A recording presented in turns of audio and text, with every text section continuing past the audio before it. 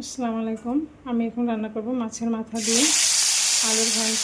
প্রথমে মাথাটাকে ভালোভাবে ভেজে নেব। দিয়ে দিলাম লবণ,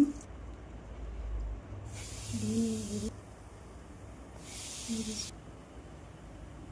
হলুদ গুঁড়ো, টমেটো কুচি, মরিচ কুচি, ধনিয়া পাতা,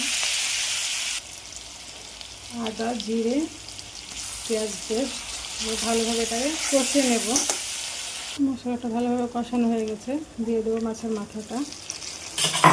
এটাকে ভেঙে টুকরো করে নেব। টুকরো হয়ে গেছে, দিয়ে দেবো আলু।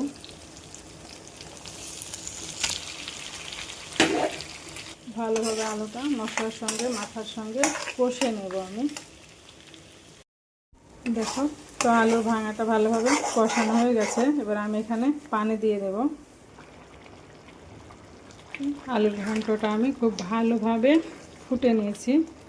এবার একটু ভাজা সয়াজের গুঁড়ো দিয়ে নামিয়ে নেব।